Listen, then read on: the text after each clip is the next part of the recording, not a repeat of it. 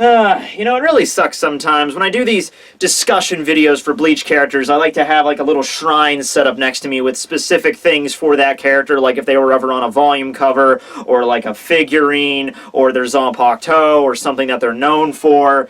But in Ukitake's case, he's got nothing. No volume cover, no figurine, but, Rukia's in his division as his vice captain, so I guess we can go with that. Sure, okay. Anyway, this will be a discussion video about Jushiro Ukitake's Bankai. Now, I know I've already delved into this quite a bit before. Let's see, I did a video, one of my most viewed videos, Should Have Gone Bankai, where I discuss all the unknown Bankais in the Bleach series. Then I had a video specifically for Jushiro Ukitake. This was right around the time where we weren't really sure if he was a good guy or a bad guy, which I think that's been pretty much, you know, debunked at this point, that he was a good guy all along, considering his actions in this final arc. But there was a good time there where it was like, I think it was just because we didn't see him that much. It was just like, what's he doing? What, is he doing something back there? Is there a reason Kubo's not really showing what he's doing? But no, it was just, I guess, he was busy, you know, praying to the Mimi Hage, and it just took him some time to take that power into himself, and then he used it.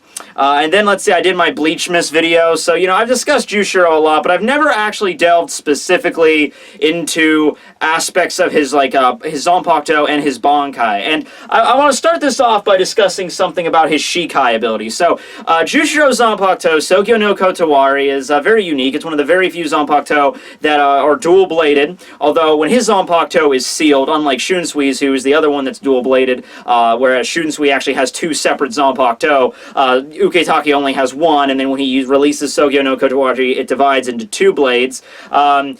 And I know a lot of people are going to say, well, what about Ichigo's Zanpaktou, and what about Shuhei's Zanpaktou? Like, look, for Ichigo, I understand completely. He's a pretty badass character. For him to have two blades, I'm fine with it. Plus, Ichigo is like a special hybrid being that is unlike any other character in the series, so I'm cool with him having two swords.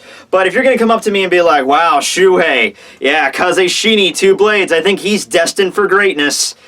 Yeah, Shuhei, man, look, he has a cool look, but I don't think he's going to be the one that's going to be like Shunsui, Ukitake, Ichigo level, so that's why I don't include him in that ranking, even if he does have two swords and, well, two scythes, I guess. And the way I consider it is, like, it's like maybe like one particular weapon just separated into two, where, I mean, whereas Ukitake's Zanpaktou could very conceivably have two different abilities for each sword. It's just that he's never displayed his full abilities. See, when he fought against Stark, and this always bugged me, he had that ability where Stark shot a Sero and then released his sword, and he took the Sero into one of his blades, and then it channeled through it, and then each of the tags, like, changed the force and the velocity and, you know, all that stuff, and then he launched it out of his other sword directly back at Stark, and that kind of, like, changed it enough so, you know, Stark, you know, he could still dodge it, but it wasn't just the same thing as, like, bouncing back the ability. It was, like, modified slightly. And I'm sitting there being like, okay, that's a pretty cool Zanpaktou ability, but that can't be all it does. I mean, that seems pretty basic when you consider how strong Ukitake is, apparently, you know, the legacy leading up to him. He's one of the oldest captains, and if you just listen to his release command for his Zanpaktou, it seems like there's way more to it than just, I can absorb attacks, change them a little bit, and then shoot them back at you. His release command for his Zanpaktou, I believe it's the longest one, word for word. Shunsui's is also pretty long as well, but I think Ukitake has him beat by, like, just one or two words. It's, waves, rise now and become my shield. Lightning, strike now and become my blade. Now, this would lead most people to assume that his Zanpaktou is a water and lightning based one, which sounds fucking amazing, you know, not only just for the fact, you know, water and lightning, that would be a great combination. I mean, awesome, right? He'd be like, okay, left sword, drench the entire area in water, like fucking Holly Bell got nothing on this, and then, like, raises the right sword up and he, like, lightning strikes and he's like, BOOM! I mean, that would be awesome, right? I'm just throwing ideas out there. But no, it doesn't use any of that. And also for the fact that Chojuro Sasakibe was the only other character so far that we've hinted, well, we know for a fact he has a lightning-based Zanpaktou. It's just he never used any of his lightning-based abilities in his Shikai or his Bankai. The only reason we know that is because Driscoll stole Chojiro's Bankai and then revealed it. But Chojuro himself never actually showed all the cool things he could do with his lightning Zanpaktou. So, who do we got in the Bleach series that can use lightning to any real effect? Okay, well, So first we got Yoruichi, of course, and that's awesome. I mean, I'm not dissing on Yoruichi here. She's awesome. She could take off her clothes and emit electricity from her body and turn into a raving cat monster all she wants. I'm fine with that. But beyond her, who else do we got?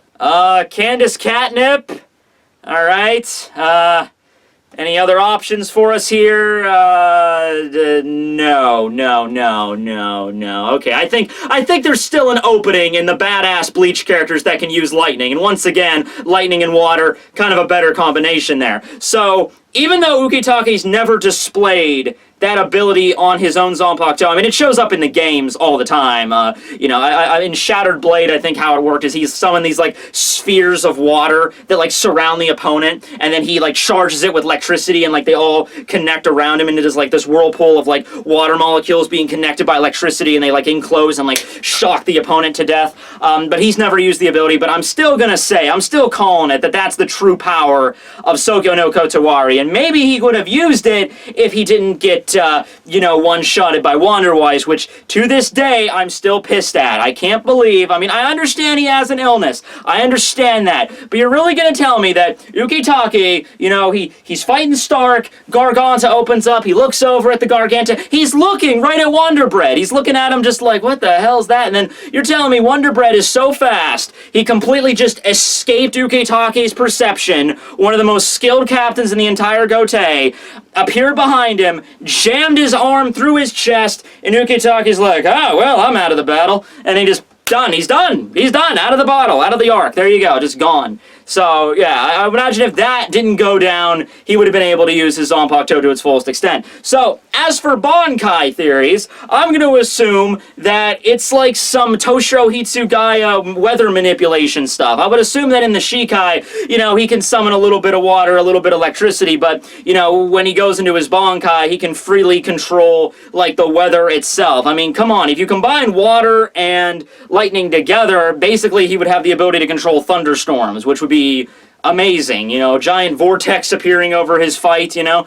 But yeah, the sad thing is, although about his Bankai, is we're probably never going to see it. Now listen, I'm not going to sit here and be like, every single Bankai of every character is going to be revealed by the end of the series, you know. Of course, I know that's not going to happen. So if you're really pumped about seeing, like, oh yeah, I can't wait to see Rangiku's Bankai, I highly doubt it's going to happen for every single character, so don't get really, you know, don't get really excited there. But in Ukitake's case, I'm kind of getting the vibe that that Kubo was looking at him and being like, his role in this battle was not to fight. His role was to introduce the concept of the Mimi Hage and the arms of the Soul King, and then I elect, because it was really kind of like death flaggy there for Ukitake. Like, his death is not confirmed. I think they just said, like, he lost consciousness or something. But it was kind of death flaggy there when he was going on about his illness. You know, this is why I was sick. This is what happened. And then my parents prayed to the Mime Hage, and that's what kept me alive. And then it's leaving my body now to go protect the Soul King. And then Yuha just rips it the fuck out of him, and his body's getting, like, ripped apart from the inside as this shadow creature's being removed from him with fucking eye sockets. And then he drops on the ground all emaciated. So, I mean, unconscious, but I don't think he'll be waking up anytime soon. He might be in a fucking coma now. And since the Mimi Hage is no longer in his body, wouldn't that mean he just succumbs to his lung illness and then dies? I mean, I don't want to be grisly or anything, but hey, that's the only thing that was keeping him alive up to this point, right? So I don't think it's going to happen, and also really sad to admit, I don't think it's even going to happen in a flashback. The only flashback that I think is pretty much adamant that we need to see left in the series. Now, you can make theories like, oh, I want to see a flashback for this character and a backstory for this character, you know, but I think the only one that we're pretty much guaranteed to get is the backstory for what happened 1,000 years ago during the initial invasion of the Vandenreich in the Soul Society, because there's still so much we don't know about that. It was hinted at in the last flashback we had with Basby and Hashwolf that, you know, they're making an army, they're ready to invade the Soul Society, and then something happened in the Soul Society invasion there where Yuha ended up being sealed, and then Yamamoto tried to kill him, and that didn't work. There's just so much spewing around there that we still don't know. I would really like to see a flashback there, and I think Kubo's going to give it to us. But even if he does, in that situation, I don't think it's a guarantee we'll get to see Ukitake, because remember, Ukitake and Shunsui are some of the older captains, but I think what Yamamoto said is, like, you're the first to graduate from the Reijutsu Academy that I founded. And I think how it worked was, 1,000 years ago, the Gotei were just this roving gang of bandits. You know, that's all they were. They would just kind of like sell swords. They would just kill people and mercenaries and shit. And then, I believe the invasion happened against the Vonenreich and the Sternritters, and then that's where the big battle occurred. We're probably going to get to see what Unohana could do in that situation. Maybe some of the members of the Zero Squad were there back then, and Yamamoto, of course, we're going to see what they could do. But at this point, after that battle, I think that's when Yamamoto decided to create the Gotei as an organization that we know right now, where all the different divisions, and, you know, they have all the rules and the laws. He creates and founds the Reijutsu Academy, and then that's the picture where Shunsui and Ukitake show up, and, you know, that's when they study and become proper Soul Reapers. So, you know, they might appear in the flashback, but they might be like kids. Like, remember when Shunsui appeared in that flashback with Yamamoto when he was going Bankai? Shunsui was just a little kid, and Ukitake couldn't be much older. So they might appear, but I don't think in that battle against the Vonenreich we're going to get to see, you know, Ukitake's Bankai or anything like that. So this might be a case where we seriously might just never see it. Although I hope it's like, if the series ends, I hope it's at least one of those moments where Kubo might reveal it later on, like in a data book or something, because like I said, we don't need to see every single lieutenant's and every Shinigami's Bankai, but I think we're at least deaded to know the main captains, the ones that were originally introduced: Yamamoto, Soifone, Gin, Unohana, Aizen. We still need to see Aizen's Bankai, but I did a video about that already. Byakuya's, Sajin's, Shunsui's, which we just found out, then Tozen's we knew, Toshiro's, even Kenpachi's, which I didn't know that was going to happen, but Kubo delivered there. Mayuri, of course, and then Ukitake. It just seems odd that we're going to find out all the other Bankais of every single captain, even Kenpachi, the guy we were pretty much certain did not even have a Bankai, but then we're not going to find out Ukitake, so I hope that if Kubo doesn't show it in the real story, he'll at least come out with, like, maybe the last data book of the series, like Bleach, the 5-pointed star or something, and then here is the data book, and oh, this is what Ukitake's Bankai looked like, and how awesome it would have been if it was actually in the series, but I just didn't have time to work it in, something like that. Which, that won't heal all the wounds there, but I think it would be pretty damn cool. Sorry for the lack of hypositing on exactly what his Bankai is. It's just that we have limited information to go off of, and beyond the lightning water aspect, the only thing I can think of there is, like, you know, messing with the elements, or maybe some badass water electric armor, but I think that's going a little bit too crazy with it. But what do you guys think? Comment below, all that good stuff. This will be Tekking101 signing out. Dance. This sheath is cheap as shit. Look at that. It didn't even, the sheath didn't even come off the whole way. Yeah. It's great Amazon.com craftsmanship right there. Yeah.